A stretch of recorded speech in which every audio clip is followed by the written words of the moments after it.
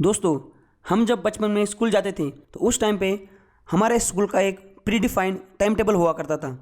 जैसे कि अगर स्कूल का टाइम फॉर एग्जांपल 8 से 3 है स्कूल का टाइम, तो 8 से 9 एक स्कूल की असेंबली होती थी। उसके बाद 9 से 10 पहले क्लास टीचर का लेक्चर होता था। फिर 10 से 11 12 दूसरा लेक्चर होगा जो भी होगा। उसके बाद 12 से 1 बजे तक लंच आवर होगा और बचे हुए लेक्चर होंगे। उसके बाद 3 बजे स्कूल छूटेगा। ऐसा एक टाइम टेबल होता है। ये तो मैंने बताया स्कूल का एग्जांपल। वैसे ही कोई अगर कॉर्पोरेट कंपनी, तो उसमें वैसे होता है। एम्प्लॉय वहाँ पे जाएगा, 9 से लेके 12 बजे तक वो अपना काम करेगा। उसके बाद 12 से लेके 1 बजे तक वो लंच लेगा।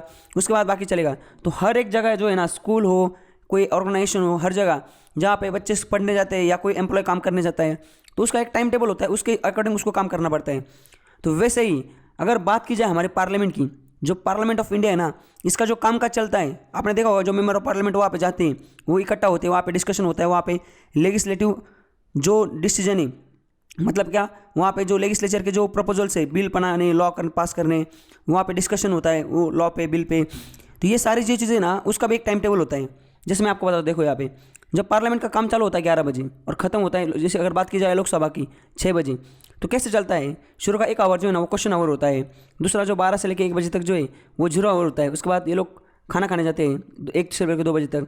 उसके बाद जो लॉ पास होना, मतलब जो बजट होता है या वहाँ पे लॉ आता है, तो लॉ से रिलेटेड क्वेश्चन। तो ऐसा चलता है कौन सा काम? हमारे पार्लियामेंट का। तो आज का जो लेक्चर ना, आज के लेक्चर में हमें पूरा जो टाइम टेबल है किसका, पार्लियामेंट का, वो शुरू कब होता है, ख़त्म कब होता है, कौन से क्वेश्चन आवर में क्या चीज़ होती है, 0 आवर में क्या होती है, ये बीच में 2 बजे से लेकर 6 बजे तक इसमें क्या चीज़ होती है, ये सारी चीज़ एकदम डिटेल में देखनी है। तो चलिए शुरुआत करते हैं। नमस्कार दोस्तों, स्वागत है आपका। ये हमारा पॉलिटी का 35 नंबर का लेक्चर है और हम देख रहे थे पॉलिटी का तीसरा यूनिट, जिसका नाम है सेंट्रल गवर्नमेंट। और अब तक हमने सेंट्रल गवर्नमेंट के पार्लियामेंट जो टॉपिक है, यहाँ का पार्लियामेंट वाला जो चैप्टर है, यहाँ तक हमने देखा था।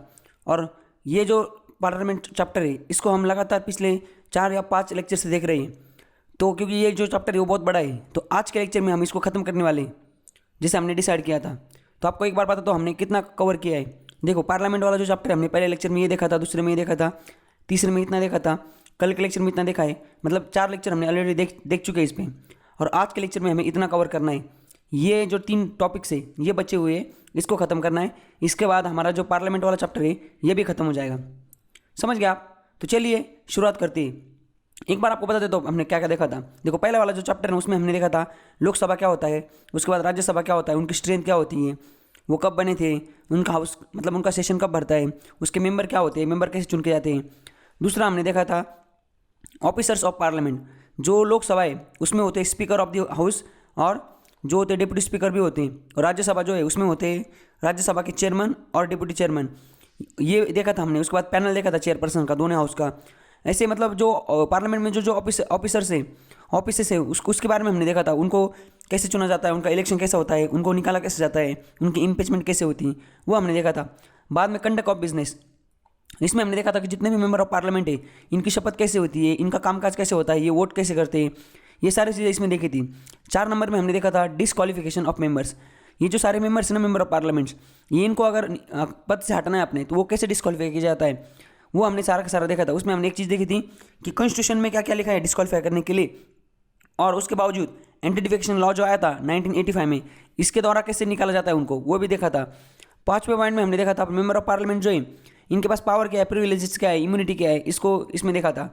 6ठा नंबर जो पॉइंट है, जो कल वाला लेक्चर हमने देखा था, उसमें हमने ये देखा था लेजिस्लेटिव प्रोसीजर, मतलब पार्लियामेंट में बिल कैसे आता है, बिल पास कैसे होता है। उसमें अलग अलग टाइप के जो बिल्स है, जैसे ordinary bill, money bill, constitution amendment bill, finance bill, ये अलग अलग टाइप के जो बिल्स है ना, ये बिल कैसे आते हैं पार्लियामेंट में, उसको इंट्रोड्यूस कौन सा हाउस में किया जाता है, उस पर वोटिंग कैसे होती है, उसकी स्क्रूटनी कैसे होती है, उसको चेकिंग कैसे होती है। तो जो भी हर अलग अलग बिल के जो अलग अलग स्टेजेस हैं, जैसे ऑर्डिनरी बिल है, ये 5 स्टेजेस से होकर जाता है, एक हाउस से दूसरा हाउस, फिर उस पर प्रेसिडेंट साइन करते हैं। ये सारी चीज़ हमने एकदम डिटेल में देखी थी इसमें। उसके बाद लेजिस्लेटिव पावर ऑफ प्रेसिडेंट, जो प्रेसिडेंट है उनके पास लेजिस्लेटिव पावर क्या है, उनके पास अगर कोई बिल आता है तो वो क्या कर सकते हैं, उसको रख सकते हैं, साइन कर सकते हैं या पीछे भेज सकते हैं कंसिडरेशन के लिए। ये सारी चीज़ें इसमें देखी थी। समझ गए आप? तो आज तक मतलब आज के लेक्चर कल के लेक्चर तक हमने ये जो पार्लियामेंट वाला चैप्टर 6 नंबर का, जो तीसरे यूनिट के पार्ट है, यहाँ तक देखा था। आज के लेक्चर में हम ये देखने वाले। समझ गया? तो चलिए शुरुआत करते हैं। देखिए यहाँ पे आज का जो लेक्चर है ना, उसमें जो 8 नंबर का पॉइंट है वो है प्रोसीजर जनरली, मतलब पार्लियामेंट की जो जनरल प्रोसीजर क्या होती है, पार्लियामेंट में कामकाज कैसे चलता है। लास्ट वाले में जैसे हमने देखा बिल कैसे आता है, बिल कैसे ये होता है, उस तरीके से हमें ये देखना है कि पार्लियामेंट में जो प्रोसीजर है, मतलब क्या होता है, टाइमिंग क्या होता है पार्लियामेंट का, कितने बजे होता है, क्या होता है, ये सारी चीज़ें हमें देखनी। तो उसमें इतने आर्टिकल देखने, आर्टिकल 118 मतलब 118, 119, 20, 21 और 22। तो ये सारे कुछ आर्टिकल है ना, ये हमें इस प्रोसीजर जनरली इस वाले टॉपिक में देखनी। तो जैसे आपको पता, देखो पहला वाला जो आर्टिकल है ना, ये वाला आर्टिकल कौन सा वाला, ये article 118 rules of procedure. Parliament के जो रूल्स ऑफ प्रोसीजर ना, मैंने बताया था आपको, हमने इससे पहले भी देखा था कि कोई चीज़ ऐसी होती है जो कॉन्स्टिट्यूशन में नहीं होती लिखी हुई, पर उसमें हमने देखा था कि ये कॉन्स्टिट्यूशन में नहीं लिखी हुई है, पर रूल्स ऑफ प्रोसीजर में लिखी हुई है। मतलब क्या, पार्लियामेंट का जो कामकाज करने का जो तरीका है उसको ना एक मतलब रूल्स बनाए गए उन्होंने कि रूल्स ऑफ प्रोसीजर, इस प्रोसीजर के तहत पार्लियामेंट का कामकाज चलेगा, और वो आर्टिकल 118 में लिखा हुआ है। तो कुछ चीज़ें ऐसी जो कॉन्स्टिट्यूशन में नहीं है पर रूल्स ऑफ प्रोसीजर में, तो हमें ये रूल्स ऑफ प्रोसीजर देखने। तो उससे पहले हम एक बार देखते हैं पार्लियामेंट का कामकाज कैसे चलता है। देखो पार्लियामेंट सुबह 11 बजे चालू हो जाती है, देखो यहाँ पे 11 बजे पार्लियामेंट का कामकाज चालू हो जाता है, और आगे क्या होता है, 11 बजे चालू हो गया तो 11 से लेकर 12 बजे तक वहाँ पे ना सारे लोग आते हैं, और पहले 1 घंटे ना उसमें क्वेश्चन आवर चलता है। तो क्वेश्चन आवर क्या होता है वो हम देखेंगे। उसके बाद 12 बजे से लेकर 1 बजे तक क्या होता है, वहाँ पे 0 आवर चलता है। ये 0 आवर क्या होता है समझ गए। तो क्वेश्चन आवर जो होता है वो कीप गवर्नमेंट, मतलब जो है ना लोग उस क्वेश्चन पूछते हैं उसमें, और ये क्या है 0 आवर क्या होता है उसमें रिप्रेजेंट पीपल, ये हम ये भी देखते हैं 0 आवर क्या होता है। उसके बाद 1 से 2 बजे खाना ठूसने जाते हैं ये लोग, मतलब खाना खाने जाते हैं 1 से 2 बजे। उसके बाद 2 बजे से लेके कहाँ तक, 5 राज्यसभा तो 5 बजे तक चलती है, 2 बजे से लेकर 5 बजे तक गवर्नमेंट बिजनेस, लेजिस्लेटिव बिजनेस, मतलब कहाँ लॉ पास करना, वहाँ पे बिल पास करना, बजट पास करना, ये सारी चीज़ें चलती हैं। और लोग राज्यसभा 5 बजे तक चलती है और लोकसभा 6 बजे तक चलती। समझ गया आप, मतलब क्या 11 बजे से लेकर इनका 6 बजे तक कार्यकाल होता है लोकसभा का, जिसमें पहला जो घंटा 1 घंटा वो क्वेश्चन आवर होता है, दूसरा 0 आवर, और उसके बाद ये बिजनेस होता है, लॉ पास किए जाते हैं। और सेम राज्यसभा के बस ये 5 बजे तक होता है। समझ गया आप। तो ये देखते हैं हम एक बार, यहाँ पे देखते हैं, देखो तो रूल्स ऑफ प्रोसीजर, इसको यहाँ पे स्टार्ट करते हैं। तो रूल्स ऑफ प्रोसीजर जो है ना उसमें हमें 3 चीज़ें देखनी है। जैसे अभी देखा ना हमने, क्वेश्चन आवर क्या होता है, 0 आवर क्या होता है, और मोशन क्या होता है, ये 3 चीज़ें हमें देखनी है। तो सबसे पहले देखते हैं क्वेश्चन आवर। अगर क्वेश्चन आवर की बात की जाए तो पहला जो हावर है ना, क्या पार्लियामेंट कब चालू होती है, 11 बजे, तो 11 बजे से लेकर 12 बजे तक जो पहला हावर है वहाँ पे जो पार्लियामेंट का बिजनेस स्टार्ट होता है तो वो क्वेश्चन आवर से स्टार्ट होता है। मतलब 11 बजे से लेकर 12 बजे तक जो कामकाज होता है पार्लियामेंट का उसको क्वेश्चन आवर बोलते हैं। तो उसमें क्या होता है, उसमें ना मेंबर जो होते हैं बाकी, जैसे कोई मिनिस्टर है, मिनिस्टर को ना बाकी मेंबर्स ना क्वेश्चन पूछते हैं, इसलिए उसका नाम क्वेश्चन आवर है। समझ गए आप। तो क्वेश्चन आवर जो है ना यहाँ पे एक्चुअली 0 आवर लिखा है, बट ये क्वेश्चन आवर जो होता है ना, क्वेश्चन आवर मीन्स क्या कि मेंबर ऑफ जो पार्लियामेंट है, यहाँ से जो सांसद चुन के गए वहाँ पे, वो पहले 1 घंटा जो होता है उसमें उनको जितने जितने डाउट है पिछले कामों में या अभी नए कामों में या कुछ काम करने वाले उससे रिलेटेड, तो वो उससे रिलेटेड क्वेश्चन पूछ सकते हैं मिनिस्टर को, और मिनिस्टर उसका आंसर देगा, इसलिए उस हावर को बोला जाता है क्वेश्चन आवर। अब वहाँ पे 3 टाइप के क्वेश्चन होते हैं, स्टार्टर क्वेश्चन, अनस्टार्टर क्वेश्चन और शॉर्ट नोटिस क्वेश्चन। ये क्या होता है यहाँ पे देखिए, स्टार्टर क्वेश्चन मीन्स क्या, स्टार्टर, अनस्टार्टर और नोटिस क्वेश्चन, 3 टाइप के क्वेश्चन होते हैं। तो पहला एक एक बता दो मैं आपको। स्टार्टर क्वेश्चन मीन्स क्या, स्टार्टर क्वेश्चन मीन्स क्या कि ऐसे क्वेश्चन मेंबर ऑफ पार्लियामेंट क्या करेगा, जैसे कोई सांसद है अपोजिशन पार्टी का या कोई भी पार्टी का, उनके गवर्नमेंट वाली पार्टी का भी, वो अगर कोई मिनिस्टर है, जैसे रोड मिनिस्ट्री है गडकरी जी, इन्होंने कहीं पे पैसा खर्चा किया है, उनको क्वेश्चन पूछना है, तो ये उनको क्वेश्चन पूछेगा कि सर ऐसा ऐसा है, मैंने तो सुना आपने यहाँ पे इतना पैसा खर्चा किया है, तो ये सही है क्या, कितना पैसा खर्चा किया है, कब बनेगा ये काम, रोड का काम कब होगा, आपने तो बोला था कि 1 साल में हो गया, अब 1 साल में हो जाएगा, अब तो 2 साल हो चुके हैं फिर भी नहीं हुआ काम। तो ऐसे क्वेश्चन जो है ना क्रॉस किया जाता है किसको, मिनिस्टर को।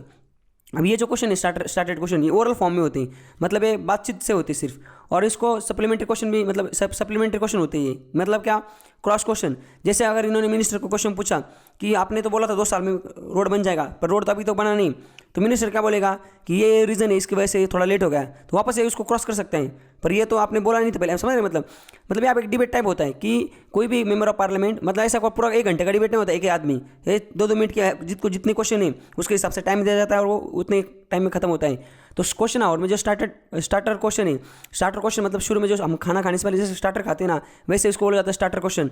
तो स्टार्टर क्वेश्चन मतलब क्या, जो मेंबर्स है वो मिनिस्टर को क्वेश्चन पूछेंगे ओरली, और सप्लीमेंट्री क्वेश्चन होंगे, क्रॉस क्वेश्चन किया जाएगा। दूसरा टाइप का जो क्वेश्चन है वो है अनस्टार्टर मतलब क्या, मेंबर ऑफ पार्लियामेंट वो क्वेश्चन पूछेगा और उसमें सप्लीमेंट्री को जो मिनिस्टर है वो उसमें रिटर्न में आंसर देगा, उसको लिख के आंसर भेजेगा उसमें, इसलिए सप्लीमेंट्री क्वेश्चन नहीं होगा क्योंकि लिख के भेजेगा तो क्रॉस क्वेश्चन करने का कोई सवाल नहीं। तीसरा होता है short notice question. Short notice question मतलब क्या, 10 दिन की नोटिस देके, मतलब मिनिस्टर को कोई भी मेंबर 10 दिन की नोटिस देके एक क्वेश्चन पूछ सकता है जिसका आंसर वो पार्लियामेंट में ओरली देंगे। समझ गए आप। तो इस तरीके से ये क्वेश्चन आवर होता है पहला घंटा, कब से 11 बजे से लेकर 12 बजे तक, अब यहाँ तक ये खत्म हो जाता है। अब दूसरा जो हावर है, पहला हावर तो हो गया क्वेश्चन हावर 11 बजे से लेकर 12 बजे तक। अब खाना खाने से पहले 1 बजे से 2 बजे तक खाना खाना होता है, तो उससे पहले जो होता है पार्लियामेंट का यहाँ पे ये 12 से लेकर 1 बजे तक ये होता है कौन सा वाला, ये होता है जीरो आवर। अब जीरो आवर क्या होता है यहाँ पे देखो, अनलाइक द क्वेश्चन आवर जो है ना ये रूल्स ऑफ प्रोसीजर में लिखा हुआ है, मतलब पार्लियामेंट के जो रूल्स ऑफ प्रोसीजर है जो आर्टिकल 118 में लिखा हुआ है ये उसमें लिखा हुआ है क्वेश्चन आवर, पर जीरो आवर जो है ना वो उसमें नहीं लिखा हुआ है, जीरो आवर उसमें नहीं लिखा हुआ है।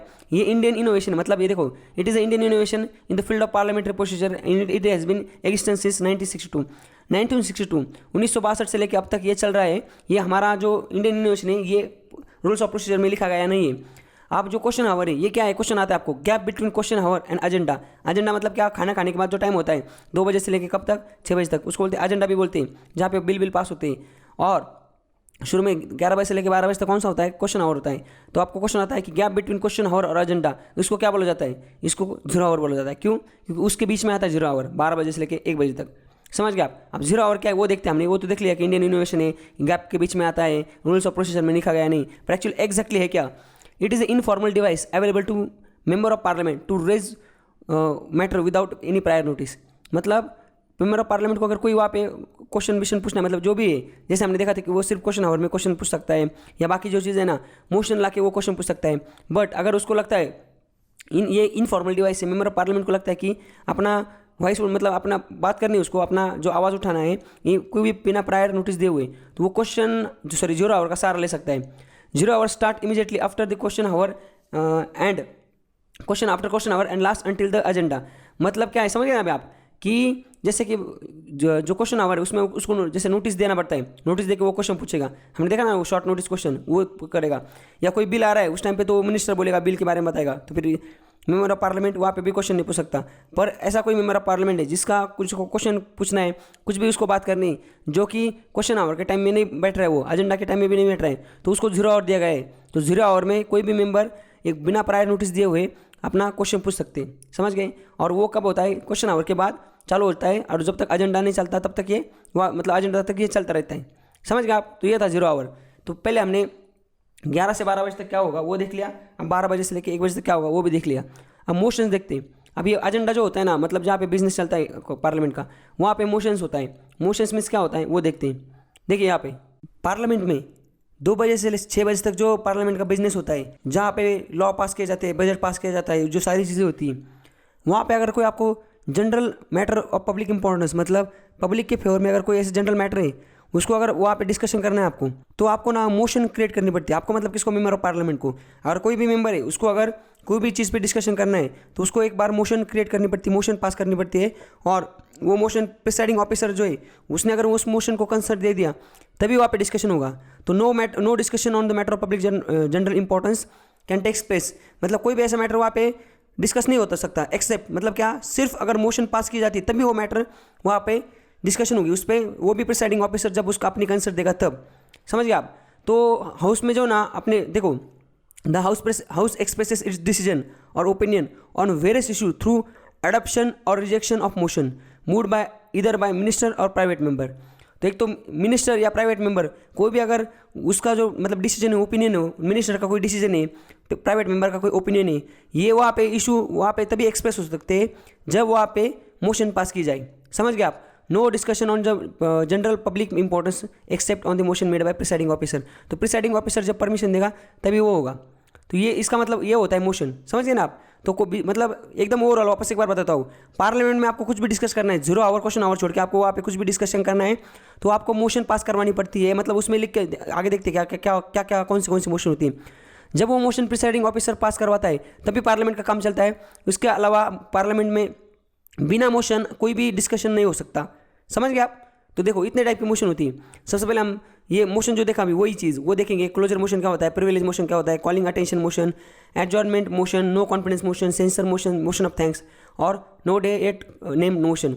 ये जो मोशन नो कॉन्फिडेंस मोशन, इसके बारे में आपने काफ़ी सुना होगा। इसके चक्कर में ना अटल बिहारी की जो वाजपेयी है हमारे प्राइम मिनिस्टर थे, पूर्व प्रधानमंत्री, इनकी सरकार की गिर गई थी, इनके खिलाफ नो कॉन्फिडेंस मोशन आया था। एक दिन मतलब एक मेंबर की वजह से, एक वोट के चक्कर में उनकी सरकार गिर गई थी, समझ गए। 13 दिन वो प्राइम मिनिस्टर थे बस 90s के दौर में। तो देखिए सबसे पहले क्या है मोशन। तो हमने देखा ना अभी, देखो ये जो इतने 10 टॉपिक है ना, इसको इतना डिटेल में देखने की जरूरत नहीं है, बस 2-3 जो मोशन है ना उस पर क्वेश्चन आता है, तो वो है हमें देखनी। समझ गए आप? Adjournment motion, no confidence motion, ये प्रिविलेज मोशन, इस पर क्वेश्चन आता है, ये हम देखेंगे, बाकी सिर्फ वो ऊपर देख लेंगे। अब ये मोशन जो है ना, ये 3 टाइप की मोशन है नॉर्मली, 3 प्रिंसिपल कैटेगरी होती है इसकी, सबस्टेंशियल मोशन, सब्स्टिट्यूट मोशन और सब्सिडरी मोशन। तो देखो जैसे कि बहुत ही इंपॉर्टेंट मैटर एक, पार्लियामेंट का कामकाज चल रहा है और बहुत ही, मैंने बोला ना आपको, बिना मोशन वहाँ पे कुछ भी आप पार्लियामेंट के कामकाज को डिस्टर्ब नहीं कर सकते। तो पार्लियामेंट का काम चल रहा है और अचानक से एकदम इंपॉर्टेंट ये आया इशू की प्रेसिडेंट का इम्पीचमेंट करना है, समझिए, या इलेक्शन कमिश्नर का इम्पीचमेंट करना, मतलब उनको अपने पद से हटाना है। अब ये तो नॉर्मल कामकाज का पार्ट है तो नहीं, और टाइम टेबल तो पार्लियामेंट का प्री डिसाइड हो चुका है, इतने बजे ये काम होगा, उतने बजे वो काम होगा। तो अगर आपको ये काम करवाना है वहाँ पे, तो फिर कैसे होगा? फिर आपको वहाँ पे मोशन पास करवाना पड़ेगा। तो सबस्टेटिव मोशन जो है, सब्सटेंशियल मोशन, ये जब पास होती है तो उसमें मतलब लिखा जाता है, कोई भी मेंबर या मिनिस्टर है वो ये मोशन पास करेगा और प्रिसाइडिंग ऑफिसर के पास देगा, और प्रिसाइडिंग ऑफिसर को बोलेगा देखो ये बहुत इंपॉर्टेंट मैटर है, इस पर हमें अभी काम करना है, इसलिए आप ये मोशन को पास करो। फिर प्रिसाइडिंग ऑफिसर बोलेगा चलो अभी जो हम काम कर रहे थे उसको साइड में रखो, अब पहले ये काम हाथ में ले लो। समझ गए आप? तो वैसे ना ये सबस्टेंटिव मोशन, सब्स्टिट्यूट मोशन और सब्सिडरी मोशन, ऐसे 3 टाइप की नॉर्मली मोशन होती है। समझ गए आप? इसमें इतना कुछ ज़्यादा याद रखने की जरूरत नहीं, बस ये इतना याद रखो। अब दूसरी जो मोशन है वो है क्लोजर मोशन। क्लोजर मोशन क्या होता है? देखो, it is a motion moved by member to cut the short debate on the matter before the house. मतलब जो मोशन होता है ना, ये जो डिबेट होती है, जैसे कि कोई बिल पास करना है, अब बिल पे डिबेट होगी वहाँ पे, अब बिल को पास करना है और वहाँ पे डिबेट चल रही है, तो बिल को पास करने के लिए वो बिल तो वोटिंग के लिए बाद में डालना पड़ेगा, तभी तो जब वोट होगा तभी तो बिल एक्ट बन जाएगा। तो क्लोजर मोशन मतलब क्या है कि ये बिल पे डिस्कशन कितना करना है उसके हिसाब से वो जो डिस्कशन शॉर्ट डिबेट उसको कट करने के लिए क्लोजर मोशन होती है। इसका एग्जांपल क्या, देखो 4 टाइप की क्लोजर मोशन होती है। क्या? Simple closure, closure by compartments, closure, kangaroo closure और गिलाटॉइन क्लोजर। देखो ये 4 टाइप की क्लोजर मोशन होती है। इसका मतलब क्या है कि ये मोशन अगर पास होती है तो बाद में जो मैटर है वो डायरेक्ट वोट को चला जाता है। कोई भी वहाँ पे डिस्कशन होती है, कोई भी बिल पास करने के लिए जब आता है तो उस पर जो डिस्कशन होती है, तो क्लोजर मोशन को अप्रूव करने के बाद ही वो बिल क्या वोट के लिए जाता है आगे। जैसे सिंपल क्लोजर आपको बताता हूँ। सिंपल क्लोजर मतलब क्या कि हाँ, डिबेट अगर ठीक ठाक हुई है, कोई बिल पास करना है, उसमें अच्छी खासी डिबेट हुई है, तो जब सिंपल क्लोजर पास किया जाता है तो ऐसा माना जाता है ठीक ठाक डिबेट हो चुकी है, चलो इसको अभी वोट करते हैं वहाँ पे। क्लोजर बाय कंपार्टमेंट्स, इसमें क्या होता है, जो बिल है उसको अलग अलग कंपार्टमेंट में डिवाइड किया जाता है। जैसे टोटल बिल है, उसको टोटल को डिस्कस करना है, तो वो क्या करते हैं, इसके पार्ट बनाते हैं, 1 पार्ट, 2 पार्ट, 3 पार्ट और 4 पार्ट। तो 4 पार्ट जब डिस्कस हो जाएंगे तो समझ लेना कि हाँ चलो अभी बिल डिस्कस हो चुका है, इसको वोट के लिए डाल दो, आगे अप्रूव कर दो वोट के लिए। और ये जो है कांगारू क्लोजर, जो कांगारू क्लोजर होता है उसमें क्या होता है, उसमें सिर्फ जो जितना डिस्कस हुआ है पार्ट, चलो ठीक है उतना डिस्कस कर लेते हैं, इंपॉर्टेंट जो चीज़ें वही डिस्कस करेंगे, बाकी चीज़ें वैसे रहने देंगे और बिल को वोट के लिए वहाँ डाल देंगे। और जो लास्ट वाली क्लोजर है इसमें क्या होगा, इसमें जो अनडिस्कस पार्ट भी उस पे भी वोट हो जाती है, जो पार्ट डिस्कस भी नहीं किया है। तो ऐसे 4 टाइप की क्लोजर होती है। तो समझ गए आप? क्लोजर मोशन, क्लोज करना, क्लोजर मोशन मतलब क्या, डिबेट को क्लोज करना और उसको वोट के लिए आगे बिल को फॉरवर्ड करना, तो ये होता है क्लोजर मोशन। तो इस तरीके से हमने ये दूसरा पॉइंट भी देख लिया। तीसरा है प्रिविलेज मोशन। प्रिविलेज मोशन क्या होता है, देखो कोई मिनिस्टर है, वो अगर अपना मिनिस्टर को काफ़ी प्रिविलेजेस होते हैं, अगर कोई मिनिस्टर है वो अपने पार्लियामेंट्री प्रिविलेज का ब्रीच करता है, मतलब वो वहाँ पे उसको तोड़ता है, ब्रीच करता है उसको, तो उसके खिलाफ मोशन डाली जा सकती है, मतलब ये प्रिविलेज मोशन डाल सकती है कोई किसी भी मेंबर द्वारा।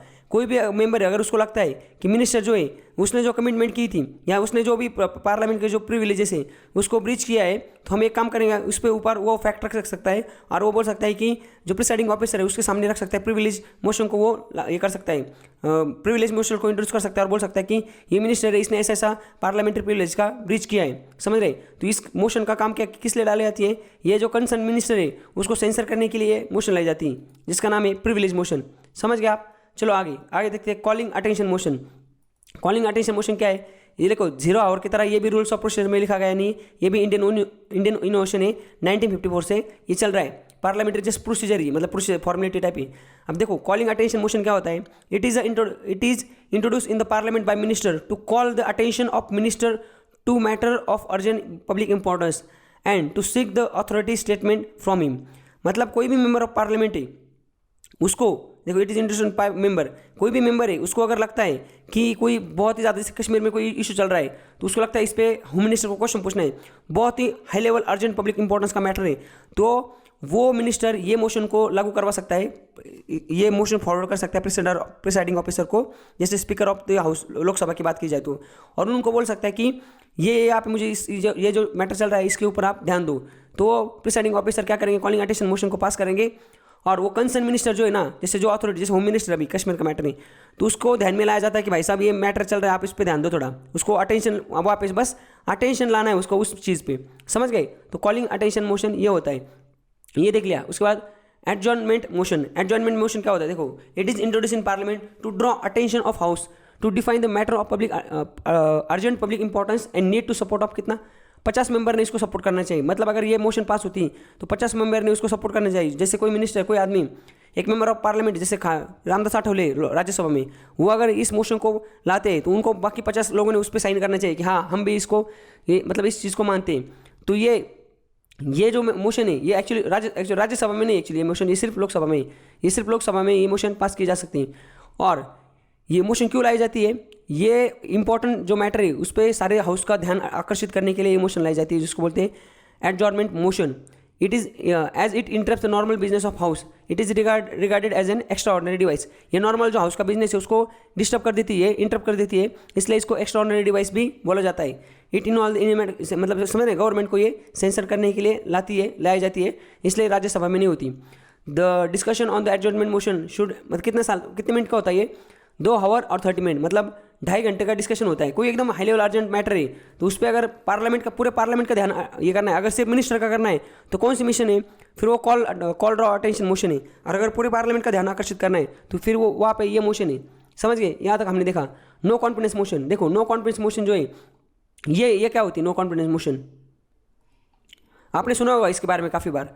नो कॉन्फिडेंस मोशन मतलब क्या, लोकसभा में अगर बाकी जो मेंबर है उनको लगता है कि गवर्नमेंट सही से काम नहीं कर रही और हमारा गवर्नमेंट में विश्वास नहीं, तो जैसे कितने 552 मेंबर है हमारे लोकसभा में, 272 चाहिए हमें, समझ रहेगा, 272 जिसके पास है बहुमत वो सरकार चलाएगा। बट कल अगर नो कॉन्फिडेंस मोशन पास की जाती और इसको 50 मेंबर ने सपोर्ट करना चाहिए, जैसे कोई आदमी, एक आदमी लोकसभा में, एक आदमी जो कि सदाशिव लोखंडे, ये शिरडी कॉन्स्टिट्यूंसी से ये मेंबर ऑफ पार्लियामेंट है, ये अगर नो कॉन्फिडेंस मोशन लाते तो उनको 50 मेंबर ने सपोर्ट करना चाहिए उस मोशन को। और फिर वो क्या करें गवर्नमेंट के खिलाफ कि हमारा गवर्नमेंट में भरोसा नहीं, तो उस पर वोटिंग होगी। अगर 272 लोगों ने अगर उस पर वोट नहीं किया तो सरकार बच के रहेंगी, क्योंकि फिर उनके पास बहुमत है। पर 275 से, जैसे कि सिर्फ 200 लोगों ने 500 में से वोट नहीं किया, बाकी सबने वोट किया, इसका मतलब क्या है, इन बाकी मेंबर जो है इनका सरकार में भरोसा नहीं, भले वो किसी भी पार्टी को, सरकार गिर जाती, समझ गए, मिनिस्टर के खिलाफ लाई जाती। तो ये जो नो कॉन्फिडेंस मोशन ये काफ़ी बार लाई गई। देखो यहाँ पे फर्स्ट बार जो लाई गई थी वो कब लाई थी, 1963 में लाई गई थी। आपको तक कितने 26 बार नो कॉन्फिडेंस मोशन लाई गई है, और इंदिरा गांधी ने तो सबसे ज़्यादा फेस की। इंदिरा गांधी के खिलाफ 15 बार नो कॉन्फिडेंस मोशन आई थी, समझ गए आप। तो चलिए फिर आगे देखते। यहाँ पे देखो आगे कौन सी सेंसर मोशन। सेंसर मोशन क्या है, censor motion is a different from the no confidence motion. शो देखो टेबल में वो बताया है, अगर आपको पढ़ना है इसको आप स्क्रीनशॉट लेके पढ़ सकते हैं या पॉज करके पढ़ सकते हैं।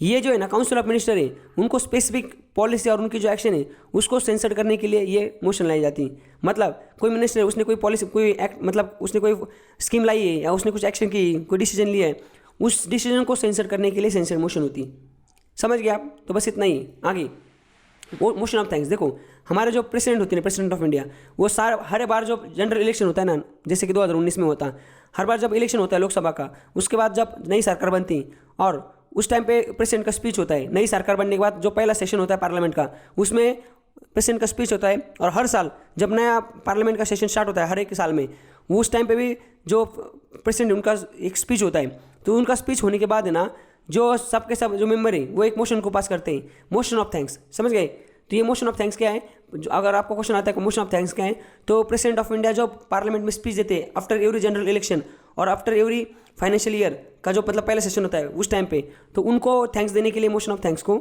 ये पास की जाती है। उनको वोट के लिए डाली जाती है, उस पर वोट भी होता है, समझ गए आप। तो इस तरह के भी देख लिया हमने। अभी no day yet named motion, ये क्या होता है, it is a motion that has been admitted by the speaker but no date fixed for its discussion. Speaker, after considering the state of business in the house and in the consultation of the leader of the house and recommendation of the business advisory committee, मतलब क्या होता है, allot a day or days or part of day for discussion of such motion. मतलब देखो speaker को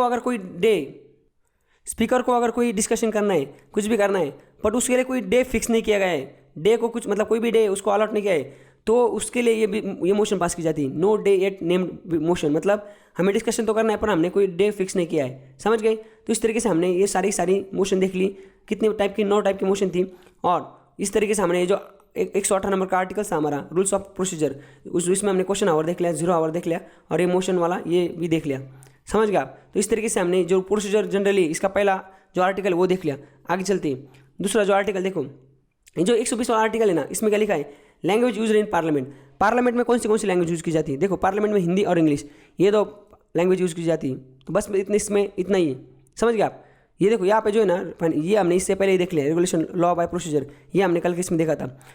तो parliament में कौन सी लैंग्वेज की यूज़ की, इंग्लिश और हिंदी, बस इतना ही इसमें खत्म। आगे देखो, आगे कौन सा वाला है, ये देखो यहाँ पे लिखा हुआ है, restriction on the discussion in parliament. Parliament का जो डिस्कशन है उसमें रिस्ट्रिक्शन क्या क्या आती है वो हमें इसमें देखना है। तो यहाँ पे देखिए, यहाँ पे ना पॉइंट ऑफ ऑर्डर नाम की चीज़ होती है, तो उससे रिस्ट्रिक्शन लाई जा सकती है। तो पॉइंट ऑफ ऑर्डर क्या होता है, a member can raise a point of order when proceeding of the house do not follow the normal rules of procedure. मतलब अगर कोई मेंबर ऑफ पार्लियामेंट है, उसको लगता है कि पार्लियामेंट का जो बिजनेस है, जो तय करके दिया है हमें ये डिस्कशन करना है, पार्लियामेंट का कार्यकाल नहीं, कामकाज, पार्लियामेंट का कामकाज अगर सही प्रोसीजर के हिसाब से नहीं चल रहा है, तो कोई भी मेंबर ऑफ पार्लियामेंट है वो पॉइंट ऑफ ऑर्डर, ये जो मोशन है इसको मतलब ला सकता है, समझ गए। Point of order motion should relate to the interpretation और enforcement of the rules of procedure of the house और such article of the constitution that regulate the business of the house and should raise a question that it is a concise of the speaker. देखो क्या होता है, देखो आपको बताता हूँ, ये क्या बोल रहा है पता है क्या, ये जो पॉइंट ऑफ ऑर्डर मोशन है ना, अगर पार्लियामेंट का काम सही से नहीं चल रहा है, ऐसा किसी मेंबर को लग रहा है, तो वो ये मोशन को वहाँ पे ला सकता है। बट वो जो मोशन लाएगा ना, तो उसमें जो उसको जो फैक्ट लिखने, मतलब जो लिखना है उसको कि हाँ इसी चीज़ की वजह से मुझे ऐसा लगा कि पार्लियामेंट का काम सही से नहीं चल रहा है, तो उसमें ना उसने रूल्स ऑफ हाउस जो है उसको मेंशन करना चाहिए। या बाकी जो आर्टिकल्स है, जो बिजनेस ऑफ हाउस, मतलब हाउस को कैसे कामकाज हाउस का कैसे करवाना है, उससे रिलेटेड जितने भी आर्टिकल्स है उसका हवाला देके ही बस वो स्पीकर को ये बना सकता है, कंजेनेंस कर सकता, मतलब स्पीकर को बोल सकता है, जो स्पीकर के कंजेनेंस मतलब क्या, स्पीकर के आधिपत्य में आता है। तो स्पीकर को कोई भी मेंबर ये पॉइंट ऑफ ऑर्डर मोशन लाके ये बोल सकता है कि भाई साहब बिजनेस ऑफ हाउस और रूल्स ऑफ जो हाउस है इसके हिसाब से पार्लियामेंट का कामकाज इस तरीके से चलना चाहिए, बट ये कामकाज इस तरीके से नहीं चल रहा है, ये आपके आधिपत्य में आता है, आपके जुरिडिक्शन में आता है। क्योंकि स्पीकर क्या है, स्पीकर बॉस है हाउस का, स्पीकर को सब हाउस की कामकाज सही से चलाना है। तो वो मिनिस्टर जो मेंबर है वो पॉइंट ऑफ ऑर्डर लाके स्पीकर को बोल सकता है कि भाई साहब ये आप ये काम ना सही से करवाओ इनसे, समझ गए।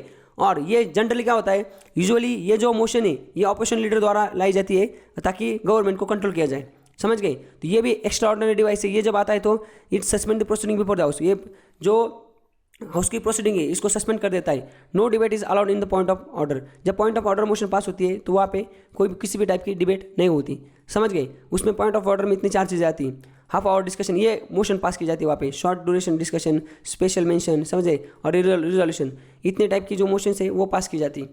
तो इस तरीके से हमने ये वाला जो था आर्टिकल कौन सा 121 discussion restriction on the parliament, ये भी हमने देख लिया। और एक आर्टिकल देखो 122, ये बताता हूँ मैं आपको, court not to inquire into proceeding of the parliament. इसका मतलब क्या होता है, देखो हमारे जो कोर्ट है, सुप्रीम कोर्ट या हाई कोर्ट, ये पार्लियामेंट की जो डिस्कशन है ना उस पर वहाँ पे उनका जुडिशियल रिव्यू नहीं होता, उसका जुडिशियल स्क्रूटिनी नहीं होती पार्लियामेंट के डिस्कशन से रिलेटेड, उसमें वो चीज़ यहाँ पे सुप्रीम कोर्ट या हाई कोर्ट में डिस्कस नहीं होती।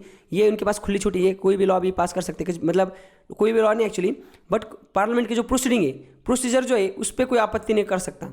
भले वो लॉ अगर पास होता है तो उस पर देखा जा सकता है लॉ काम का या गलत है या कुछ भी है, पर प्रोसीडिंग पे कोई भी कोर्ट उस पर डिसीजन नहीं दे सकता, समझ गए आप। तो इस तरीके से हमने यहाँ तक देख लिया, देखो ये वाला देख लिया कौन सा प्रोसीजर। अब जनरली जो है ये पॉइंट जो था 8 नंबर का, कौन सा हमारा पार्लियामेंट वाला चैप्टर का, वो हमने देख लिया। अब 9 नंबर का पॉइंट देखते हैं। 9 नंबर का पॉइंट क्या है, legislative power of president. Legislative power of procedure president जो है ना, इसको हमने 2 जगह देखा है अब तक हमारे लेक्चर्स में। पहला जो देखो यहाँ पे, पहला कहाँ पे देखा हमने, ये वाला जो लेजिस्लेटिव पावर्स ऑफ प्रेसिडेंट, देखो इसी चैप्टर में देखना है हमने, पार्लियामेंट वाले चैप्टर में ही देखा है। और दूसरा क्या है, प्रेसिडेंट नाम का जो चैप्टर था हमारा, इस जो यूनिट है हमारा सेंट्रल गवर्नमेंट, उसका जो पहला लेक्चर था प्रेसिडेंट ऑफ इंडिया, उसमें भी हमने देखा है। तो अगर आपको कल के लेक्चर में जाओ, कल के वीडियो में जाओ, आप उसमें देख सकते हो, या प्रेसिडेंट ऑफ इंडिया का जो चैप्टर है उसमें भी आप इसको देख सकते हो, समझ गए। तो इस तरीके से हमने ये जो 9 टॉपिक्स है, 9 और जो टॉपिक है प्रेसिडेंट ऑफ पार्लियामेंट का चैप्टर वाला, वो भी देख लिया। अब लास्ट वाला टॉपिक देखते हैं जिसका नाम है फंड्स। देखो हमारा जो पूरा पैसा है देश का, वो ना 3 टाइप के फंड में होता है। मैंने इसको नाम दिया है तो काफ़ी बार इसका नाम लिया, देखो हमने consolidated fund, public account fund, contingency fund, ये अलग अलग टाइप के हमने नाम लिए काफ़ी बार। बट उस टाइम पे मैं आपको बोलता था कि इसको हम बाद में देखना, मैं बाद में पढ़ाता हूँ। तो वो टाइम, वो जो घड़ी वो आ चुकी, मैं आपको अभी अवगत कराता हूँ फंड से। देखो सेंट्रल गवर्नमेंट जो है हमारा, उसके पास 3 टाइप के फंड होते हैं according to constitution of India. Constitution of India ने सेंट्रल गवर्नमेंट को 3 टाइप के फंड को मतलब अवगत कराया, 3 टाइप के फंड सेंट्रल गवर्नमेंट में। अब पहला कौन सा है? कंसोलिडेटेड फंड ऑफ इंडिया, दूसरा है public account fund of India और तीसरा है कंटिजेंसी फंड ऑफ इंडिया। जो पहला है वो आता है आर्टिकल 266 में, दूसरा भी आता है आर्टिकल 266 में और तीसरा जो है आर्टिकल 267 में आता है। तो ये आर्टिकल के नाम भी थोड़ा थोड़ा आप याद रख सकते हो। देखो अभी पहला जो है कंसोलिडेटेड फंड ऑफ इंडिया, ये बहुत इंपॉर्टेंट है, सबसे इंपॉर्टेंट है। इसमें क्या आता है आपको बताता हूँ। यहाँ पे देखिए अभी, it is a fund to which all receipt are credited and all payment are be debited. सारे जो रिसिप्ट है ना सेंट्रल गवर्नमेंट की वो इसमें आते हैं और सारे जो पेमेंट है ना सेंट्रल गवर्नमेंट करता है, सारे के सारे पेमेंट वो भी इसी फंड से जाते हैं, समझ गए। और इन अदर वर्ड्स क्या क्या होता है वो, all revenue received by government of India, सारा जो रेवेन्यू ना टैक्स टूक्स, इनडायरेक्ट टैक्स, डायरेक्ट टैक्स, सारा जो रेवेन्यू गवर्नमेंट इंडिया को जो पैसा आता है या बाहर से कोई हमारी कोई पीएसयू है, जो भी मतलब पीएसयू कौन सी, जैसे ये बीएसएनएल वगैरह है या भारत पेट्रोलियम में गवर्नमेंट की जो कंपनी है उसका भी जो पैसा आता है, सारा जो गवर्नमेंट ऑफ इंडिया को जो रेवेन्यू आता है, जो पैसा आता है बाहर से इनकम, वो सारा सारा इस फंड में जाता है। उसके बाद all loan raised by government by issue of treasury bill, loans, way of means and advance. Government of India जो है ना उसने सारे जो लोन पास किए हुए, मतलब सारे के सारे जो लोन्स उसने दिए हुए, समझ गए। तो वो लोन्स भले वो ट्रेजरी बिल हो, लोन वेज हो, मीन्स हो, एडवांस हो, वो सारे के सारे जो लोन्स है ना वो उसका पैसा भी कहाँ से आता है, ये कंसोलिडेटेड फंड ऑफ इंडिया इसमें आता है। All money receive by government of India in the repayment of loan form, सब समझ रहे, सारे जो पेमेंट है मतलब अगर गवर्नमेंट ऑफ इंडिया है उसने अगर कोई ये लोन है, all money received by, loan का कोई लोन दिया है गवर्नमेंट ने और वो लोन वापस आ रहा है तो वो रीपेमेंट जो आ रहा है लोन का वो भी इसी फंड में आता है। All the legally authorise payment on the behalf of government of India are made out of this fund. सारे के सारे जो लीगली ऑथराइज पेमेंट किए जाते हैं ना, सारे के सारे वो इसी फंड से किए जाते हैं। और ये जो फंड है ना, इस फंड का अगर आपको पैसा खर्च करना है तो आपको पार्लियामेंट्री लॉ, पार्लियामेंट में ना लॉ मतलब जो बजट होता है ना, तो बजट सेक्शन, जैसे बजट में बजट पास होता है, पैसे पास होते हैं, तो पार्लियामेंट में बिल ला के मतलब जो है बजट पार्लियामेंट, बिना पार्लियामेंट के अप्रूवल आप इस फंड को 1 रुपया भी खर्च नहीं कर सकते। इन शॉर्ट समझ गए आप, मतलब जो कंसोलिडेटेड फंड ऑफ इंडिया जो है सेंट्रल गवर्नमेंट का, उसमें सारा आपने देखा अभी इतने टाइप के पैसे इसमें होते हैं। और अगर आपको इसको यूज़ करना है तो आपको इसको अप्रोप्रिएशन बिल अप्रोप्रिएटेड, इसको अगर अप्रोप्रिएट करना है आपको इस फंड को, तो आपको उसको सिर्फ पार्लियामेंट्री लॉ द्वारा आप इसको यूज़ कर सकते हैं, डायरेक्ट आप उसमें हाथ नहीं डाल सकते, समझ गए आप। तो ये बजट जो है, बजट जो पास होता है, देखो उसमें लिखा होता है कि हम लोगों का पेमेंट करेंगे 1 साल का, उसके लिए इतना पैसा निकालना है, तो कंसोलिडेटेड फंड ऑफ इंडिया से निकालेंगे, तो ये पहले इसका अप्रूवल लिया जाता है, बिना अप्रूवल आप इसको हाथ नहीं लगा सकते, समझ गए। दूसरा है पब्लिक अकाउंट फंड। अब पब्लिक अकाउंट फंड मतलब क्या, पब्लिक अकाउंट ऑफ इंडिया, देखो इसमें सारा पब्लिक का मनी होता है। कौन सा वाला पब्लिक का मनी, जैसे कि प्रोविडेंट फंड डिपॉजिट, ये क्या है, judicial deposit, saving bank deposit, departmental deposit और रेमिटेंसेस। रेमिटेंसेस मतलब क्या, जो इंडिया के लोग वो बाहर काम करते हैं, जैसे अभी मैं दुबई गया, दुबई मैंने पैसा कमाया, वो इधर भेजा इंडिया में, तो वो जो बाहर से आया वाला पैसा है ना, तो इंडिया के उसमें वो कैसा होता है, इंडिया के अंदर जितना पैसा है उसको कैटेगराइज किया जाता है, तो उसमें बाहर वाला जो पैसा जैसे मैंने लाया वो किसी भी बैंक में पड़ा है, पर उसको अलग कैटेगरी में डालता है गवर्नमेंट ऑफ इंडिया। वो बोलता है यार ये बाहर से आया हुआ पैसा हमारे यहाँ पे नहीं कमाया गया है, तो उसको बोलते हैं रेमिटेंस, समझ गए। जैसे अभी पीएफ कटता है आपका सब लोग का, वो बैंक में गई तो सेव होता है, वो एलआईसी वेलआईसी कहीं पे भी, तो उसको इस फंड में डाला जाता है, पब्लिक अकाउंट ऑफ इंडिया। तो समझ गए अभी आप, पब्लिक अकाउंट मतलब क्या, सारा पब्लिक का पैसा होता है, अदर देन जो पैसा कंसोलिडेटेड फंड ऑफ इंडिया में नहीं होता ना, वो सारा पैसा जो पब्लिक का पैसा है, public money received by on the behalf of government of India. Behalf of मतलब क्या, जैसे अभी एलआईसी क्या करता है, ये पीएफ वगैरह मतलब जो है ना सारी चीज़ें, इंश्योरेंस वगैरह जो चीज़ें करता है एलआईसी। अब एलआईसी क्या है, गवर्नमेंट कंपनी, तो वो गवर्नमेंट बिहाफ पे, गवर्नमेंट ऑफ इंडिया के बिहाफ पे वो करता है सारी चीज़ें। तो गवर्नमेंट ऑफ इंडिया के बिहाफ पे जो भी पैसा आता है जिसको रिसीव किया जाता है, तो उसको ना पब्लिक अकाउंट ऑफ इंडिया जो है इसमें क्रेडिट किया जा सकता है। This account is operated by executive action, that is the payment from the account can be withdrawn without a parliamentary approval. Such a payment are mostly in nature of the banking transaction. इसका मतलब क्या है, जो consolidated, इसी पे question आता है, consolidated fund of India है ना, इसको आप पार्लियामेंट के अप्रूवल के बिना निकाल सकते हो क्या, नहीं, बट ये जो है ना इसको निकाल सकते हो। पब्लिक अकाउंट ऑफ इंडिया ये एग्जीक्यूटिव एक्शन, मतलब गवर्नमेंट इसको चलाती है, एग्जीक्यूटिव एक्शन से प्राइम मिनिस्टर वगैरह जो टाइप के लोग हैं ना, फाइनेंस मिनिस्टर, ये लोग इस फंड को चलाते हैं, ये बिना गवर्नमेंट की मतलब बिना पार्लियामेंट की परमिशन इससे पैसा निकाल सकते हैं, समझ गए आप। अब तीसरा जो है ना वो कंटीजेंसी फंड ऑफ इंडिया है। पहले जो थे वो अलग आर्टिकल्स में थे, पहले जो फंड थे वो दो आर्टिकल 266 में थे, अब ये 267 में। तो यहाँ पे देखिए जो तीसरा कंटिजेंसी फंड ऑफ इंडिया, अब एक कॉन्स्टिट्यूशन ने क्या कर दिया था, पार्लियामेंट को ऑथोराइज किया था कि आप एक कंटिजेंसी फंड ऑफ इंडिया बनाओ जिसमें अपना टाइम टू टाइम लॉ से उसमें पैसे डालो, टाइम टाइम उसमें पैसे डालो, समझ गए, amount to be determined by law से आप डिसाइड करो इसमें कितने पैसे होंगे और वो डालो यार। तो 1950 में ये कंटिजेंसी फंड ऑफ इंडिया जो है इसको पार्लियामेंट में एनेक्ट किया था। अब ये फंड जो है ना ये प्रेसिडेंट के पास कब्जे में होता है, समझ रहे, और जो अनफॉर्सिन एक्सपेंडिचर है, समझ गए, पेंडिंग जो ऐसा खर्चे जो हमने पहले तय नहीं किया था और ऐसा खर्चा हमें करना है तो वो और ये एडवांस में देना है, तो प्रेसिडेंट ऑफ इंडिया जो है ना वो president of India can make advance out of it to meet the unforeseen expenditure pending its authorisation by parliament. मतलब पार्लियामेंट जब उनके सामने रखता है कि हमें ऐसा ऐसा खर्चा करना है तो प्रेसिडेंट ऑथराइज कर सकते हैं इस फंड से आप इतने पैसे यूज़ करो। अब प्रेसिडेंट मतलब क्या, आप प्रेसिडेंट डायरेक्ट उसको यूज़ नहीं करते, फाइनेंस सेक्रेटरी जो है वो on the behalf of president इस फंड को यूज़ कर सकते हैं और ये भी ऑपरेटेड बाय एग्जीक्यूटिव ऑप्शन से। मतलब देखो प्रेसिडेंट ऑफ इंडिया जो मैंने बताया था आपको वो किसकी सलाह से काम करता है, ये जो काउंसिल ऑफ मिनिस्टर है उनकी एड एंड एडवाइस पे काम करते हैं। तो ये फंड भी जो है ना एग्जीक्यूटिव एक्शन से ये फंड का भी यूज़ किया जा सकता है।